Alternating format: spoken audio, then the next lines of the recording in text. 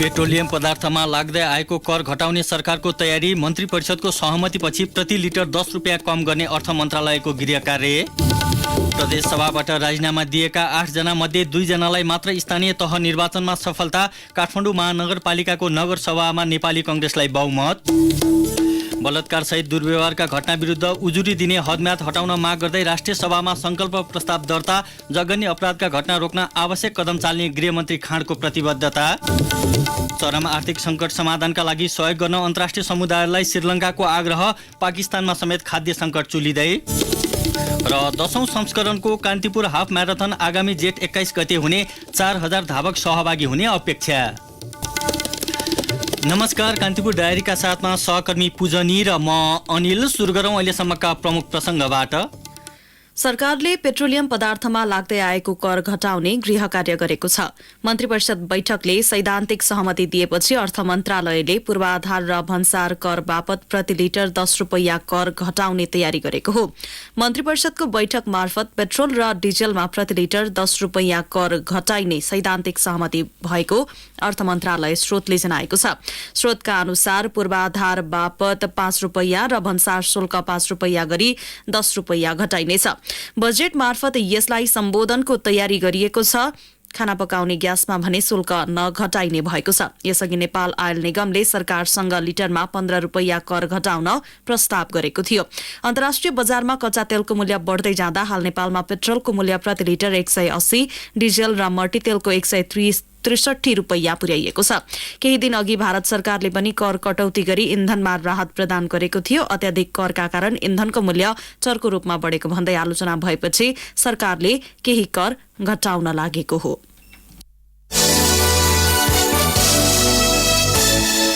प्रतिनिधि सभामा सरकारको नीति तथा कार्यक्रममाथि छलफलका क्रममा आज सत्तापक्ष र विपक्षी एमाले बीच विवाद उत्पन्न भएको छ। विपक्षी दल एमालेका अध्यक्ष एवं संसदीय दलका नेता केपी शर्मा ओलीले आयल निगमलाई निजीकरण गरेर पेट्रोलियम पदार्थको आपूर्तिका लागि निजी क्षेत्रलाई जिम्मा लगाउन खोजिएको भन्दै लगाएको आरोपको सरकारले प्रतिवाद गरेपछि संसदमा विवाद भएको हो। विशेष समय लिएर बोल्दै उद्योग वाणिज्य तथा आपूर्ति मन्त्री दिलेन्द्र प्रसाद बडुले निगमलाई निजीकरण गर्न लागि भन्ने विपक्षीको भनाई आधारहीन भएको बताउनु भएको थियो।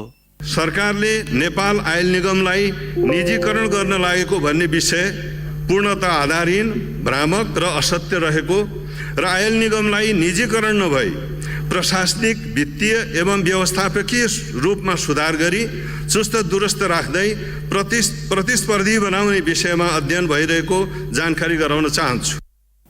एमाले सांसदहरूले मन्त्री बडुको अभिव्यक्तिमा आपत्ति जनाएपछि संसद बैठक अवरुद्ध हुन पुगेको थियो। एमाले सांसदले मन्त्रीको अभिव्यक्ति रेकर्डबाट हटाउन माग समेत गरेका थिए। एमालेका प्रमुख सचेतक विशाल भट्टराईले विपक्षी दलका नेता विरुद्ध मन्त्रीले संसदीय मर्यादा विपरीत अभिव्यक्ति दिएको बताउनुभयो।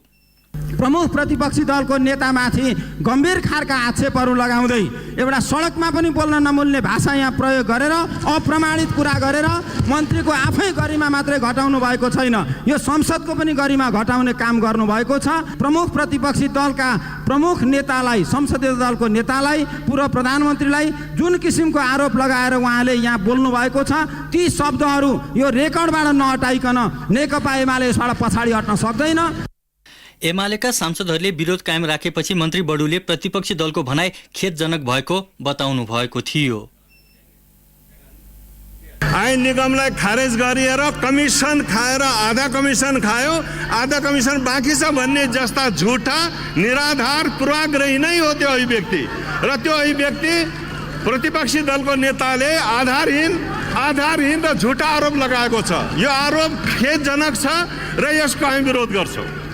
विवादका बीच सभामुख अग्नि सापकोटाले बैठक स्थगित गर्नुभएको थियो। केही बेरको स्थगन भए पश्चात बसेको बैठकमा सभामुख सापकोटाले मन्त्री बडुको अभिव्यक्ति रेकर्डबाट हटाउन निर्देशन दिनुभएको थियो। त्यसपछि विभिन्न दलका नेताहरूले नीति तथा कार्यक्रममाथि पक्ष र विपक्षमा बहस गरेका थिए।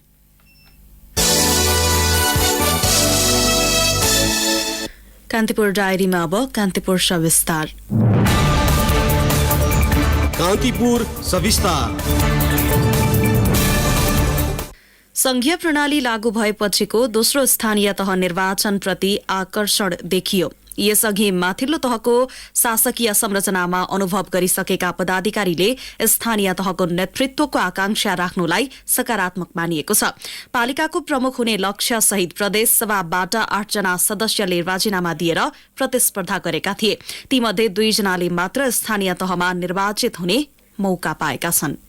चर्चा र विवाद दुवै कोणबाट स्थानीय तह निर्वाचनमा छाएका पात्र हुन् काठमाडौँ महानगरपालिकामा मेयरका प्रत्याशी केशव स्थापित। बागमती प्रदेश सभाबाट राजीनामा दिएर काठमाडौँ महानगरपालिकाको प्रमुखमा उम्मेदवारी दिएका एमालेका नेता स्थापित चुनावका बेला बोलेको क्षुद्र भाषणका कारण पनि चर्चामा आए। झण्डै 1.5 दशकपछि उपत्यकाको नेतृत्वको लागि कसिएका स्थापित अनुभवी भन्दै जित्ने दावी गरे पनि तेस्रो स्थानमा चिप्लिए। नेकपा एमालेकै बागमती प्रदेश सभा सदस्य विजय सुवेदीले भरतपुर महानगरपालिकाको मेयरमा उम्मेदवारी दिए पनि सफल हुन सकेनन्। सुवेदी माओवादी केन्द्रका उम्मेद्वार रेणु दाहालसँग 12,446 मतान्तरले पराजित भए। चितवनको भरतपुरमा गठबन्धन भित्रबाट नेपाली कांग्रेसका जगन्नाथ पौडेलले बागी उम्मेदवारी दिएपछि चुनावी मैदानमा आफूलाई सजिलो हुने ठानेका सुवेदीले आफ्नै पार्टीको मत जोगाउन सकेनन्। नेकपा एमालेका गण्डकी प्रदेशसभा सदस्य कृष्ण बहादुर थापा पूर्व सहकर्मीसँग मेयरमा पराजित भए। एकीकृत समाजवादीका उम्मेद्वार धनराज आचार्यसँग पराजित थापा यसअघि पनि महानगरको मेयरका आकांक्षी थिए। अघिल्लो पटक टिकट नपाएका थापा प्रदेश सदस्य भएपछि मन्त्रीका लागि पनि लालायित थिए। तर एमाले भित्रको आन्तरिक राजनीतिको दाईमा उनी नराम्ररी पिल्सिए। आफ्नै पूर्व सहकर्मीसँग पराजित हुनेमा एमालेका काजीमान कागती पनि हुन्। इलामका जनताले उनलाई प्रदेश सभा सदस्यमा निर्वाचित गरे पनि सूर्योदय नगरपालिकाको मेयरमा भने अस्वीकार गरे। काजीमानलाई 1860 मतले एकीकृत समाजवादीका पूर्णबहादुर राईले पराजित गरे। राई सूर्योदय नगरपालिकामा पूर्व प्रमुख पनि हुन्। सर्लाहीको गोडैता नगरपालिकाको प्रमुखमा उम्मेदवारी दिने बेला नेपाली कांग्रेसका प्रदेश सभा सदस्य उपेन्द्र कुशवाहाले भनेका थिए जनताले बोलाए त्यसैले प्रदेश सभा सदस्य छोडेर आए। घर दैलो कार्यक्रममा पनि जनताको सेवाकै लागि माननीय पद छाडेर आएको भन्थे उनी। तर जनताले उनको कुनै पनि कुरा पत्याएनन्। फलस्वरूप उनी लोकतान्त्रिक समाजवादी पार्टीका देवेन्द्र कुमार यादवसँग 462 मतान्तरले पराजित भए। कुशवाहा 2074 को चुनावमा पनि नगर प्रमुख यादवसँगै पराजित भएका थिए। जनता समाजवादी पार्टी जसपाबाट रौतहटको गढीमाई नगरपालिकामा शेख अब्दुल कलाम आजाद पराजित भए। नेपाली कांग्रेसका श्यामप्रसाद यादवसँग 558 मतको अन्तरले पराजित भएका यादव स्थानीय तहको चुनाव लड्न मध्य प्रदेशको प्रदेश सभा सदस्य त्यागेर आएका थिए। कलाम प्रदेश सभामा विकास समितिका सभापति समेत थिए। उनी 2074 को स्थानीय तहमा समेत पराजित भएका थिए। त्यसपछि प्रदेश सभा निर्वाचनमा रौतहट क्षेत्र 4 को 2बाट स्वतन्त्र उम्मेदवारी दिई विजयी भएका थिए। विजयी भएपछि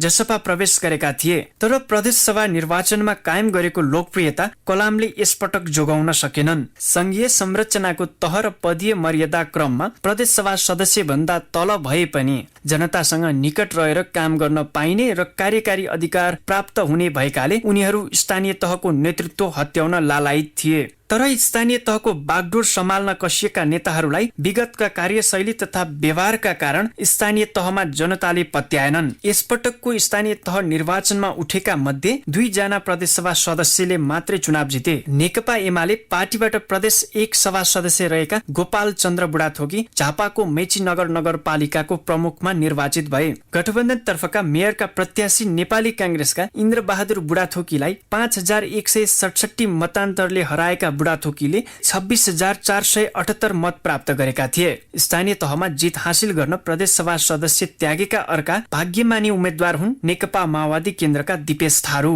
बर्दियाको राजापुर नगरपालिकाको मेयरमा प्रत्याशी हुन उनले लुम्बिनी प्रदेश सभाको सदस्यबाट राजीनामा गरेका थिए। उनले नेपाली कांग्रेसका दीपक जङ शाहलाई 47 मतको झिनो अन्तरले पराजित गरे। रेडियो कान्तिपुरका लागि असीम सापकोटा। कान्तिपुर सविस्तार।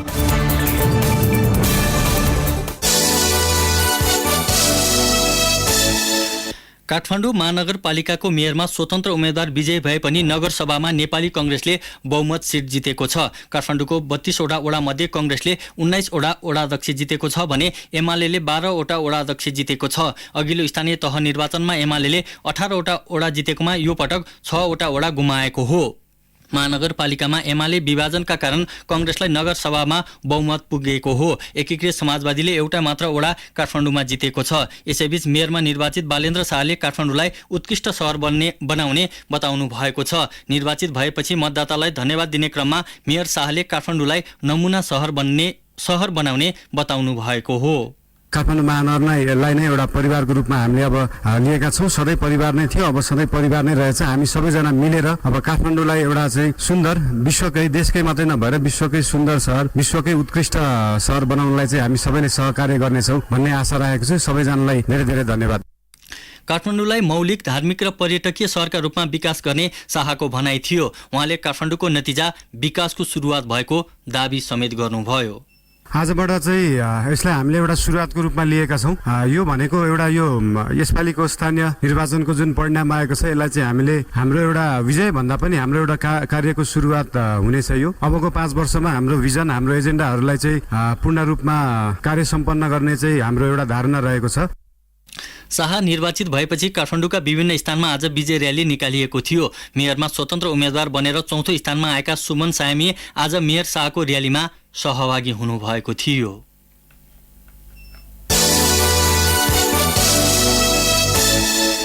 बलात्कार र यौन दुर्व्यवहारको कसुरमा सजायका लागि उजुरी दिने हदम्याद पूर्ण रूपमा हटाउन माग गर्दै राष्ट्रिय सभामा संकल्प प्रस्ताव दर्ता भएको छ। सबै दल र स्वतन्त्र सांसदको समर्थनमा नेपाली कांग्रेसकी सांसद कमला पन्तले संसद सचिवालयमा संकल्प प्रस्ताव दर्ता गराउनु भएको हो।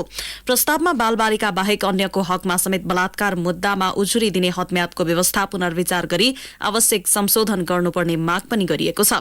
हदम्यादका कारण पीड़ितले न्याय नपाउने तथा पीड़कले उन्मुक्ति पाउने अवस्था देखिएकाले त्यसलाई हटाउने प्रस्ताव ल्याइएको सांसदहरूले बताएका छन्। यसैबीच गृहमन्त्री बालकृष्ण खाँडले बलात्कार, घरेलु हिंसा, एसिड आक्रमण जस्ता जघन्य अपराधका घटना नियन्त्रणका लागि सरकारले आवश्यक कानूनको तर्जुमा गर्ने प्रतिबद्धता व्यक्त गर्नुभएको छ। राष्ट्रिय मानव अधिकार आयोगको 22औं वार्षिक उत्सवको अवसरमा काठमाडौँमा आयोजित कार्यक्रममा मन्त्री खाँडले कुनै पनि घटनाका दोषीलाई कानूनी दायरामा ल्याउन सरकारले सुरक्षा संयन्त्रलाई प्रभावकारी ढंगले परिचालन गरिरहेको बताउनु भएको हो। आयोगका सबै सिफारिसहरू कार्यान्वयन गर्न सरकार प्रतिबद्ध रहेको मन्त्री खाँडको भनाइ थियो। कान्तिपुर डायरीमा अब ब्रेकको पालो। कान्तिपुर डायरीमा अब बाँकी प्रसंग। उदयपुरको त्रियुगा नगरपालिकामा जारी मतगणनाका क्रममा तथ्याङ्कमा त्रुटि हुँदा झण्डै 7 घण्टा यता नतिजा सार्वजनिक हुन सकेको छैन। बिहान 11 बजेतिर मत परिणाम सार्वजनिक गरेको मुख्य निर्वाचन अधिकृतको कार्यालयले अन्तिम परिणाम भने घोषणा गर्न ढिलाइ गरेको हाम्रा सहकर्मीले जनाएका छन्। 13 र 4 नम्बर ओडाका मत जोड्दा त्रुटि भएपछि त्यसलाई सच्याउन समय लागेको सहायक निर्वाचन अधिकृत दिलीप मगरले बताउनुभयो। पछिल्लो परिणाम अनुसार मेयरमा नेपाली कांग्रेसका वसन्त कुमार बस्नेतले 950 मत अन्तरले अग्रता लिइरहनु भएको छ। बस्नेतले 6226 मत प्राप्त गर्नुभएको हाम्रा सहकर्मीले जनाएका छन्। उहाँलाई एकीकृत समाजवादीका उम्मेद्वार बलदेव चौधरीले 5276 मत सहित पछ्याइरहनु भएको छ। उपमेयरमा नेपाली कांग्रेसकै सरिता राईले 5631 मतका साथमा अग्रता कायम गर्नु भएको छ।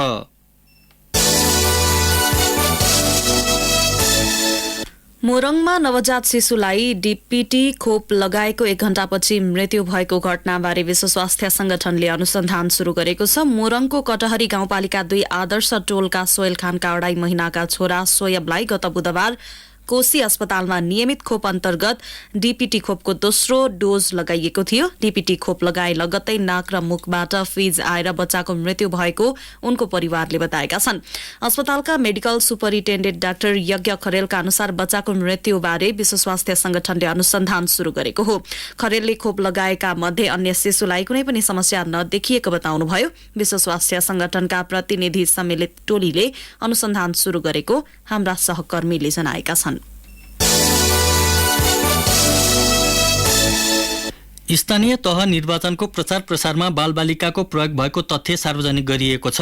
बालबालिका शान्ति क्षेत्र राष्ट्रिय अभियान सिजपको प्रतिवेदनका अनुसार बालबालिकाको प्रयोग गरी निर्वाचन आचार संहिता उल्लङ्घनका 115 वटा घटना भएका छन्। शिक्षक स्वयं चुनावी प्रचारमा सहभागी भएको समेत प्रतिवेदनले देखाएको छ। निर्वाचनका क्रममा स्कुल बस समेत प्रयोग भएको सो संस्थाको प्रतिवेदनमा उल्लेख गरिएको छ। प्रतिवेदन सार्वजनिक कार्यक्रममा बाल अधिकार क्षेत्रका अधिकारकर्मी तारक धितालले बालबालिकालाई चुनावमा प्रयोग नगर्ने भनेर दलहरूले प्रतिबद्धता जनाए पनि व्यवहारमा कार्यान्वयन हुन नसकेको गुनासो गर्नुभयो।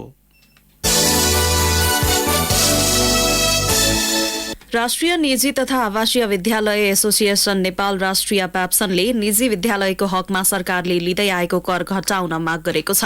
काठमाडौँमा पत्रकार सम्मेलन गरी एनप्याप्सनले गाउँपालिकामा स्थापना भएका निजी विद्यालयको हकमा कर छुट, नगरपालिकामा स्थापना भएको विद्यालयको हकमा 5%, उपमहानगरपालिकामा स्थापना भएका विद्यालयको हकमा 10% र महानगरपालिकामा स्थापना भएका विद्यालयको हकमा 15% करको दर कम गर्न माग गरेको हो।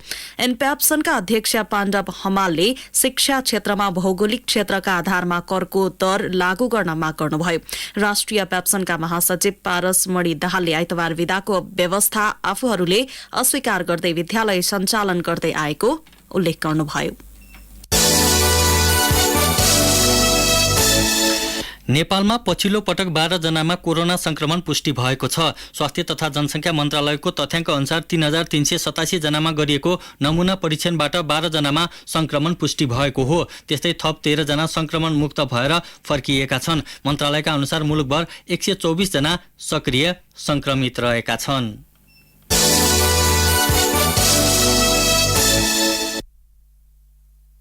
कान्तिपुर डायरीमा अब पर्वत डायरीको पालो। नमस्कार, पर्वत डायरीबाट म रामकृष्ण लामिछाने। बाल यौन दुरुपयोग सम्बन्धी कसुरमा एकजना पक्राउ परेका छन्। जेठ 11 गते 15 वर्षीय बालिकालाई यौन दुर्व्यवहार गरेको आरोपमा जलजला गाउँपालिका वार्ड नम्बर 4 बस्ने 30 वर्षीय विष्णु आचार्यलाई प्रहरीले पक्राउ गरेको छ। बालिकाका बुबाले दिएको किटानी जाहेरीका आधारमा आचार्यलाई पक्राउ गरेको प्रहरी निरीक्षक राजेन्द्र अधिकारीले जानकारी दिनुभयो।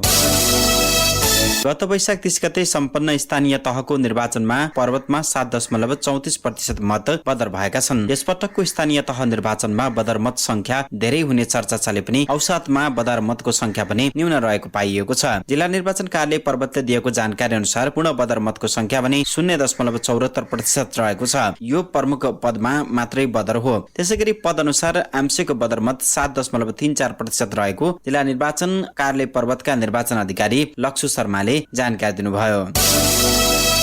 प्रधानमन्त्री कृषि आधुनिकीकरण परियोजना अन्तर्गत धान जोन कार्यक्रममा समेटिएको पर्वतको फलेवास नगरपालिकाका किसानलाई धानको बिउ उत्पादन गर्न मूल बिउ र प्रमाणित बिउ वितरण गरिएको छ। धान जोनमा समेटिएका क्षेत्रमा किसानलाई बीज वृद्धि कार्यक्रम अन्तर्गत बिउ वितरण गरिएको छ। नमुना कृषि सहकारी मार्फत 70 केजी मूल बिउ र प्रमाणित 500 केजी बिउ किसानलाई 50% अनुदानमा उपलब्ध गराइएको छ। वडाका गरिब तथा विपन्न समुदायका परिवारलाई 20,000 रुपियाँसम्म क्रिया खर्च दिने निर्णयमा हस्ताक्षर गर्दै कुस्मा नगरपालिका 8 चुवाका नवनिर्वाचित वडाध्यक्ष सुरेन्द्र केसीले पदभार ग्रहण गर्नु भएको छ। चुवामा गरिब तथा विपन्न परिवारले क्रिया खर्चका लागि सहकारी तथा वित्तीय क्षेत्रसँग ऋण लिनुपर्ने अवस्थाको अन्त्य गर्दै यो नयाँ योजनाको शुभारम्भ गरेको नवनिर्वाचित वडाध्यक्ष सुरेन्द्र केसीले जानकारी दिनुभएको छ। अवस्था पर्वत डायरीबाट म रामकृष्ण लामिछाने बिदा हुन्छु। नमस्कार। कान्तिपुर डायरीमा पुनः ब्रेकको पालो। कान्तिपुर डायरीमा अब आर्थिक प्रसङ्ग।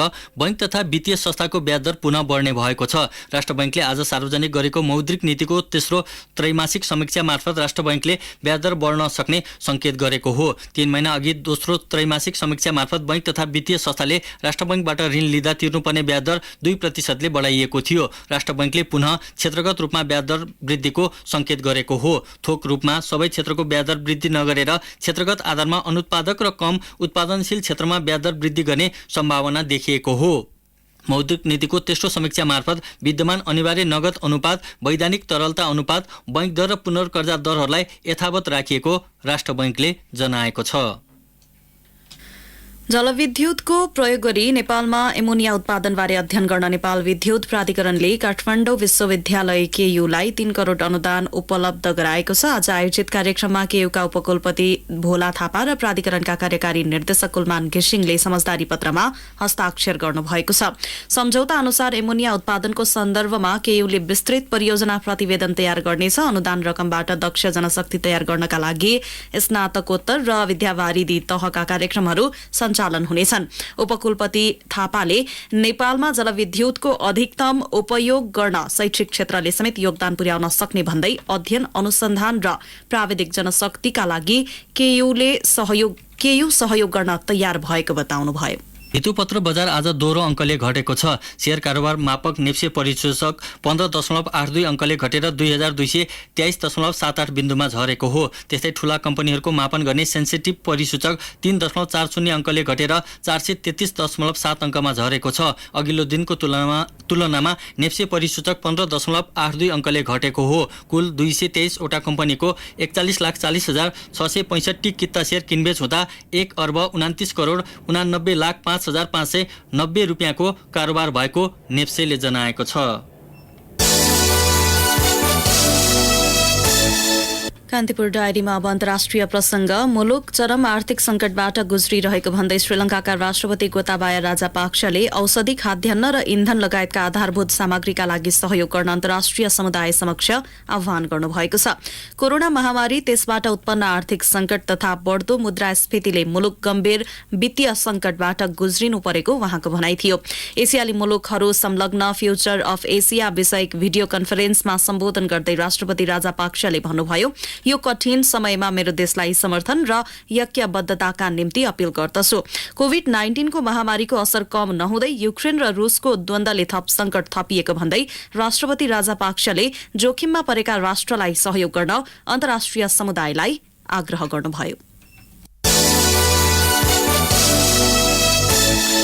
पाकिस्तानको अधिकांश ग्रामीण क्षेत्रमा खाद्य सङ्कट चुलिएको छ। चरम मूल्य वृद्धि र कृषि क्षेत्रमा बढ्दो गिरावटका कारण खाद्य सङ्कट बढिरहेको बताइएको छ। विश्व खाद्य कार्यक्रमका अनुसार लगभग 43% पाकिस्तानीहरू खाद्य सङ्कटको मारमा परेका छन्। अव्यवहारिक कृषि नीति र विभिन्न वातावरणीय कारणले खाद्य सङ्कटलाई अझै बढावा दिएको अन्तर्राष्ट्रिय सञ्चार माध्यमहरूले जनाएका छन्। खाद्यान्नको उच्च मूल्य, वर्षाको अभाव, खडेरी र पशुजन्य रोगले पनि समस्या बढेको सो अध्ययनमा उल्लेख गरिएको छ। खाद्य सङ्कट तथा असुरक्षाका कारण महिला, बालबालिका र ग्रामीण क्षेत्रका अन्य बासिन्दाको सामाजिक आर्थिक जनजीवनमा प्रत्यक्ष प्रभाव परेको अध्ययनले देखाएको हो।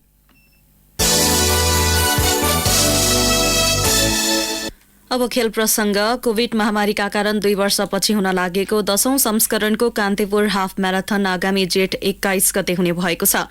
कान्तिपुर पब्लिकेशनको आयोजनामा हुने म्याराथनमा पुरुष र महिलाको हाफ म्याराथन, कर्पोरेट दौड र व्हीलचेयर दौड सहितका विधा समावेश गरिएको छ। म्याराथनमा झण्डै 4000 धावक सहभागी हुने आयोजकले जनाएको छ। नेपाल एथलेटिक्स संघको प्राविधिक सहयोगमा म्याराथन हुन लागेको हो। हाफ म्याराथनमा महिला र पुरुष तर्फका विजेताले 1 लाख, उपविजेताले 50,000 र तेस्रो हुनेले 30,000 रुपियाँ प्राप्त गर्नेछन्। कर्पोरेट दौड तर्फको विजेताले पोखरामा घुम्ने प्याकेज प्राप्त गर्नेछन् भने उपविजेताले नगरकोटमा 1 रातको बसाई र तेस्रोले माउन्टेन फ्लाइटको प्याकेज प्राप्त गर्ने आयोजकले जनाएको छ। यस्तै व्हीलचेयर दौडका विजेताले 30,000, दोस्रोले 20,000 र तेस्रोले 10,000 रुपियाँ प्राप्त गर्नेछन्। सहभागिताका लागि जेठ 17 गतेसम्म नाम दर्ता गर्न सकिने आयोजकले जनाएको छ। झापा फुटबल क्लबले शहीद स्मारक सी डिभिजन लिग फुटबलको यो सिजनमा 9औं जित हात पारेको छ। ललितपुरको सातोबाटो स्थित इन्फा मैदानमा भएको खेलमा खालीबारी युथ क्लबलाई 3-1 गोल अन्तरले पराजित गर्दै झापा शीर्ष स्थानमा यथावत रहेको हो। झापाको जितमा विशाल खवासले 2 तथा पूजन राईले 1 गोल गरेका थिए। खालीबारीका सन्दीप गुरुङले 1 गोल फर्काएका थिए। जितसँगै झापाले 11 खेलबाट 28 अङ्क जोडेको छ। खालीबारीको सम्मान खेलबाट 13 अङ्क भएको छ। यस्तै आजै भएका अन्य खेलमा महावीर क्लब र समाज कल्याण खेलकुद केन्द्रले 1-1 गोलको बराबरी खेल्दै अङ्क बाँडेका छन्। प्लानिङ बोइज युनाइटेडले स्वयम्भू क्लबलाई 3-1 गोल अन्तरमा पराजित गरेको छ। जाँदै मुख्य समाचार फेरि एकपटक। पेट्रोलियम पदार्थमा लाग्दै आएको कर घटाउने सरकारको तयारी, मन्त्री परिषदको सहमतिपछि प्रति लिटर 10 रुपियाँ कम गर्ने अर्थ मन्त्रालयको गृह कार्य। प्रदेश सभाबाट राजीनामा दिएका 8 जना मध्ये 2 जनालाई मात्र स्थानीय तह निर्वाचनमा सफलता। काठमाडौँ महानगरपालिकाको नगरसभामा नेपाली कांग्रेसलाई बहुमत। बलात्कार सहित दुर्व्यवहारका घटना विरुद्ध उजुरी दिने हदम्याद हटाउन माग गर्दै राष्ट्रिय सभामा संकल्प प्रस्ताव दर्ता। जघन्य अपराधका घटना रोक्न आवश्यक कदम चाल्ने गृहमन्त्री खाँडको प्रतिबद्धता।